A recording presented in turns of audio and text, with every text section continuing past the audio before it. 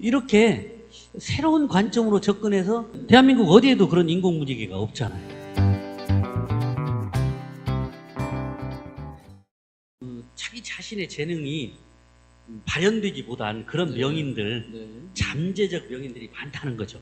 우리 전주에. 그런 어머니들, 할머니들, 그런 여성들을, 그런 분들을 많이 찾아내는 것부터 먼저 시작을 해서 그분들이 정말 어떤 재주를 가지고 있는 자신감을 좀 심어주고, 그리고 그분들이 놀 수 있는 무대를 만들어주고, 이런 방식으로 가면, 이런 수순으로 가면 얼마든지 가능하다고 생각합니다. 막걸리 거리, 막걸리 집을 운영하시는 분들이 정말 열심히 하시고, 시민들의 사랑도 듬뿍 받고 있는데, 굳이 2% 부족한 점, 조금 아쉬운 점이라고 하면, 다녀온 분들이 어떤 집을 가도 비슷한 안주들이 같이 나오더라.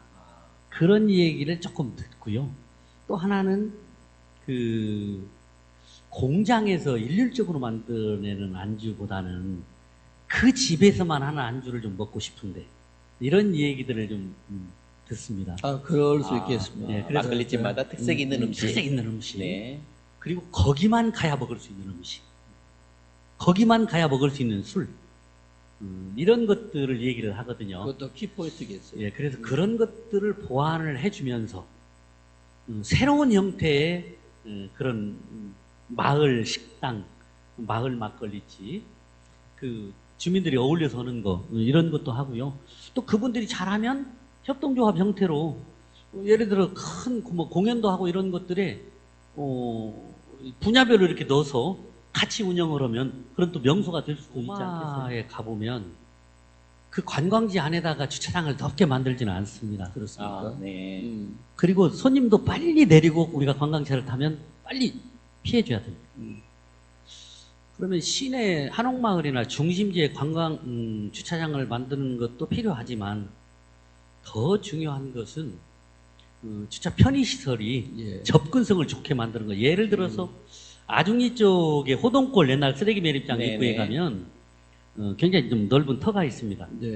거기에다가 주차 타워를 짓고 거기에서 케이블카를 타서 산을 넘어서 한옥마을을 볼 수 있게 이렇게 접근을 남부시장 쪽이나 한옥마을 쪽으로 접근을 하게 한다면 새로운 콘텐츠도 하나 생기고요. 그리고 주차 문제도 상당 부분 해결도 되고, 그래서 시민들과 그런 것도 상의해서 동의를 얻어낸다면 그런 것도 한번 추진해 보면 어떨까? 저는 그 공원 지하에 주차장을 만드는 것도 괜찮은 것 같고. 예, 비용은 많이 들지만 그것도 괜찮은 방식이지 않겠습니까? 그게 비용이 많이 듭니까? 땅을 사는 것은 한 변을 만드는데 몇 천만 원이 들어가잖아요. 맞습니다. 예를 들어서 10평에 주차가 한 대를 한다 그러면, 예를 들어서 두 대를 한다 그러면 땅을 한 평을 500만 원을 주고 사면 5천만 원에 한 대나 두 대 들어가는 거 아니겠습니까? 예를 들어서. 그래서 기본적으로 주차장을 늘리는 것도 해야 되지만 주차 문제를 근본적으로 해결하는 것은 또 다른 접근 방식이 있어야 되는 거 아니냐. 아중리 그쪽에 대형 주차장을 만들어서 한옥마을로 연결하는 케이블카를 활용을 한다고 한다면은 지역 상권뿐만 아니라 아중리를 개발을 해서 대형 주차장을 만들고 거기에서 한옥마을까지 케이블카를 놓고, 그리고 제 생각에는 아중 저수지를 또 짚라인을 또 한번 만들어 보면 어떨까, 그런 생각도 해보는데. 그런 것도 괜찮을 것 같아요. 그리고 그래요. 처음 우리 시작할 때 전북은 뭐가 안 된다, 이래서 안 돼, 이런 얘기를 많이 했는데 어디 여행을 가다가 아니면 야외에 나가다가 무지개를 보면 우리가 기분이 그날 참 좋잖아요. 우리가 행운을 본 것처럼. 그렇습니다. 그렇죠? 예를 들어서 호동골에서 산을 넘어서 아중저수를 지나 산을 넘어서 투구봉까지 케이블카를 예를 들어 놓고, 물론 환경적인 부분은 검토가 돼야죠. 아이디어 차원에서. 전주천에는 해가 뜨는 날은 항상 무지개를 볼 수 있는 인공 무지개를 만들고, 그러면 대한민국 어디에도 그런 인공 무지개가 없잖아요. 인공적으로 무지개도 만들 수가 있습니까? 해만 뜨는 날이면 무지개를 만들 수 있습니다. 햇볕만 있으면. 이렇게 새로운 관점으로 접근해서 전주에 가면 뭐도 되고 전주에 가면 맛있는 뭣도 먹을 수 있고 뭣도 볼 수 있고, 전혀 색다른 접근 방식도 이제는 좀 생각해 볼 필요가 있다. 저는 그렇게 생각합니다. 인공문지개도 얼마든지 가능하고요. 그리고 한옥마을을 위해서 구경할 수 있는 그런 케이블카도 또 접근, 교통과 주차 문제를 해결할 수 있는 이런 것도 얼마든지 가능한 일들이죠. 그런 기회를 시민들과 같이 한번 만들어 봤으면 좋겠다. 그런 생각도 해봅니다.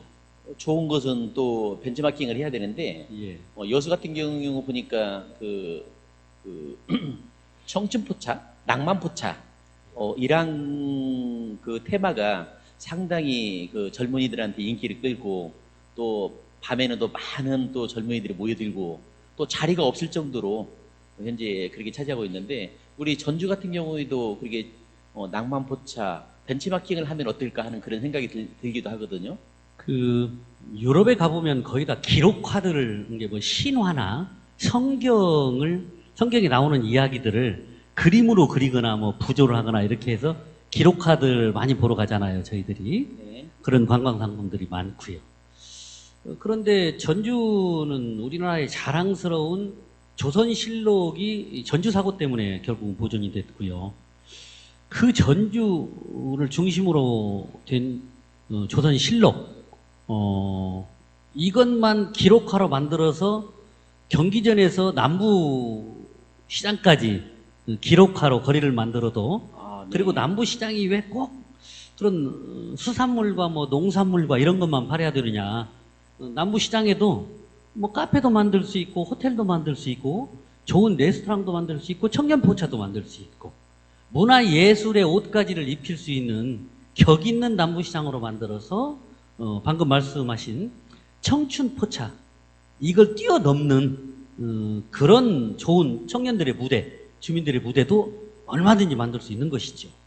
지금 남부시장에 젊은 남부시장 내에 청년 거리가 있으잖아요. 청년몰. 2층에 우리 네.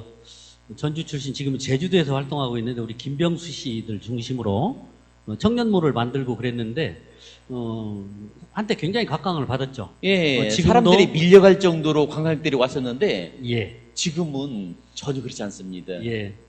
지금도 그 이름은 있지만 그때만큼은 못하죠. 그런데 조금 더 뭐 문화예술이라고 하는 것이 또 특히 젊은 사람들은 사랑을 먹고 성장합니다. 행정과 어른들이 또 지식인들이 전문가들이 조금 더 지혜도 좀 함께 보태고 그래서 제2의 청년몰 또 성공한 지속 가능한 그런 청춘포차 이런 것들을 남부시장과 경기전 주변에 한옥마을 쪽에 그런 얼마든지 저는 만들 수 있다고 생각을 합니다. 네.